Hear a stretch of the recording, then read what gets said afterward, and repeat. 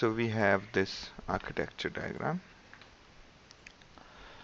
Yeah, so the question which we were discussing, let me just copy paste your questions and then we'll discuss. Okay, so these were the questions which we were discussing. First is this one, region servers are nothing but data nodes. Is this clear to everybody? What is the answer? Yeah.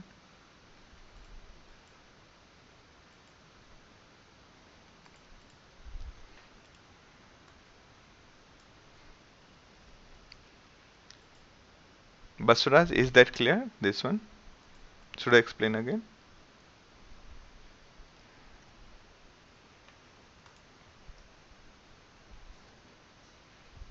Okay. So region servers are nothing but data nodes. It is incorrect. Data nodes are data nodes. They are basically completely independent of our region servers. So HBase has its own HBase master and other services called region servers. Okay, these region servers are not really physical machines. These are processes, just like data node and name node. They are processes running on various machines at particular port. And these region servers basically store the data on HDFS. Okay, one region server might be having multiple regions, and one region server might be having multiple regions, and each region might be having will be having maybe multiple files, and each file would be stored in HDFS. All right, and so on. Now, coming to Kalyan's question, I hope nobody else is having those kind of doubts. Okay. Now, Kalyan's question is how the scanner knows whether it's a boundary or of a region or boundary of data what we are looking for. Okay. So this is taken decision. This the kind of decision is done by HBase master. So whenever we are writing the data, we inform HBase master. We tell to HBase master that this is where we want to. This is what we want to write. This is my row key.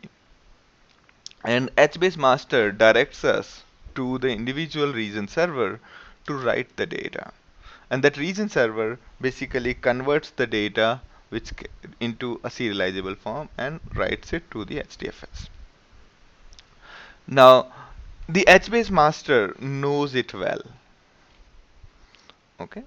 So whenever we say that we want to write this particular row key, the HBase master knows that this row key is on which region server. And when that happens, it basically will send you to that particular region server, and that's where you go and write. Okay. And as I was telling you that the definition of each region is start and end, and this information is made available to HBase master also, and that's how it works. Kalyan, did I make it clear or? Alright. Anand's question is when scanner is executed, it first goes to zookeeper to find which region. No, it go. Okay, so the flow is like this. We go to zookeeper to find out who is the master, and once we find out who is the master, then we go to the master and ask that can you give me the results with respect to this particular region or this particular scanner. We provided a start and end. Now Now this HBase master responds saying that you should go to these these region servers. Okay, so you should go to these three region servers which have the range of the data which you are looking for, and do not bother me. So your driver, the software driver which you're using, that will basically go to a region server and start retrieving the data that is lying within that range of filter, and in the range of row keys. Okay, did I did I make sense, Anand? So when you execute a scanner, your query goes to Zookeeper. Basically, you try to connect to Zookeeper and ask first before executing the query that, hey, who is my HBase master? And Zookeeper tells you that, hey, this is your HBase master. Rather than you maintaining a hard copy, you keep on maintaining the HBase master list all the time, because HBase master admin could shut down and after some time it could turn it on and all that.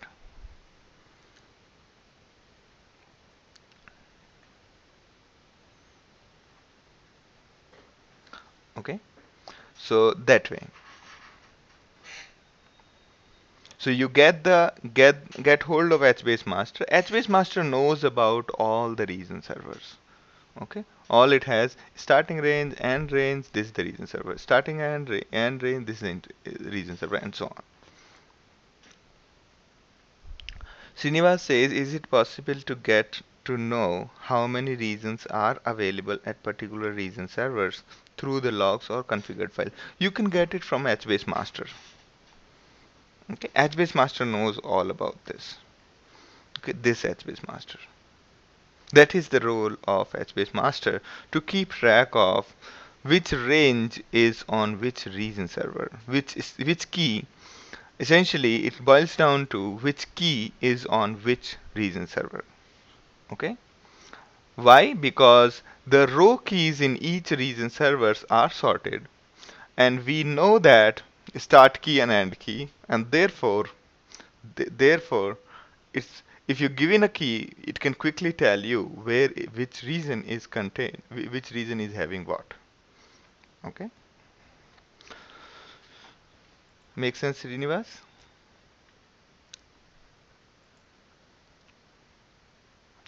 HBase master behaves something like name node. That is very correct.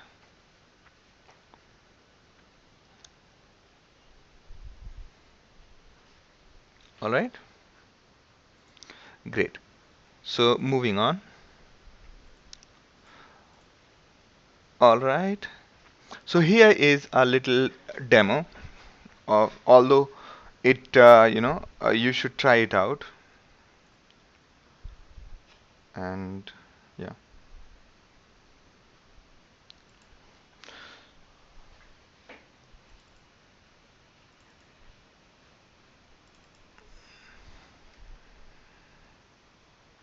Is the font visible? Okay, so let me connect to SSH.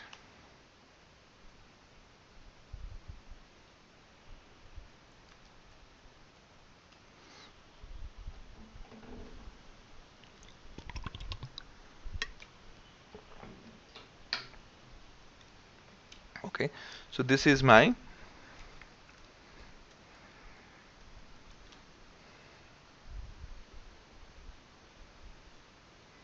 can we retrieve the data other than the row key? So you can give the range that you are looking for this row key to that row key, or and so on. Okay,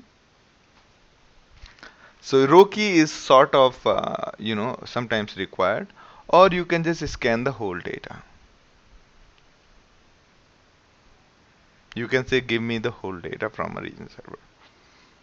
Okay, now let me start HBase shell.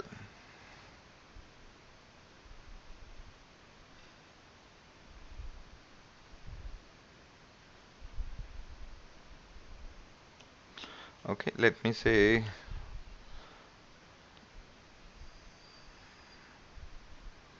okay, so it says that there are 0 servers and 3 dead, which means all of our zookeeper servers are down.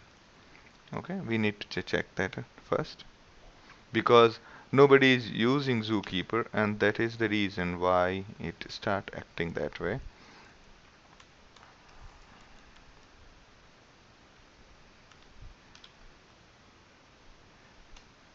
Okay, let me, looks like most of the services are down on this.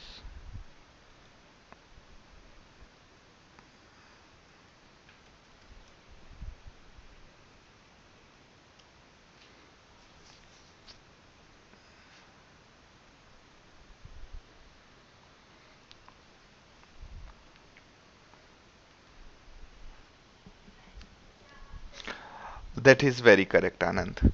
So yes, region server's task is to write the data to HDFS, reading from it from there, and multiple region servers means the reading and writing is done.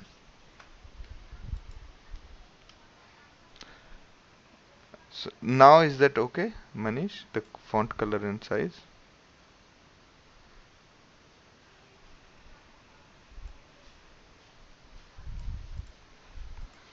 Okay. Manish's question is, I think I was trying to compare with our traditional DB, where you can potentially retrieve through any column value, but that does not seem to be the case here. Okay. Yeah. So see,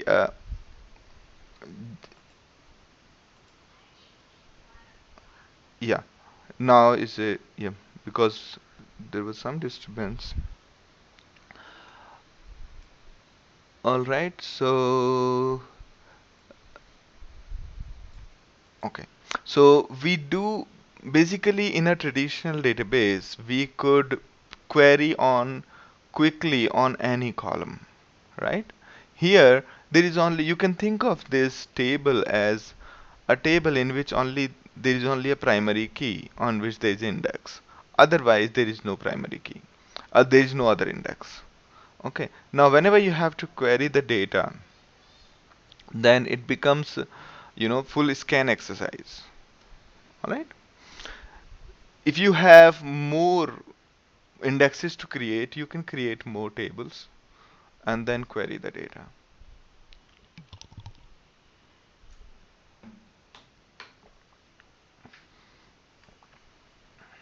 All right.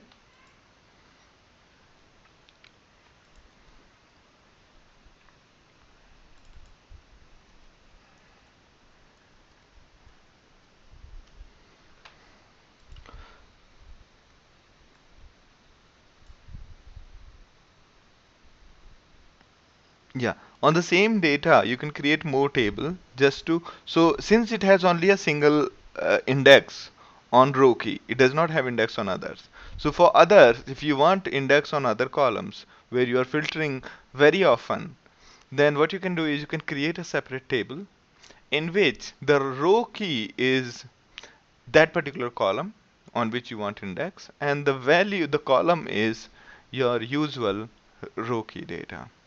Okay, so that's how you can create secondary index by creating one more table.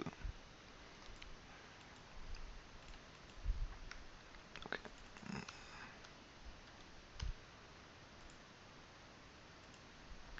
So yeah, I might have to disconnect for a minute. Okay, because why? Because I need to key in the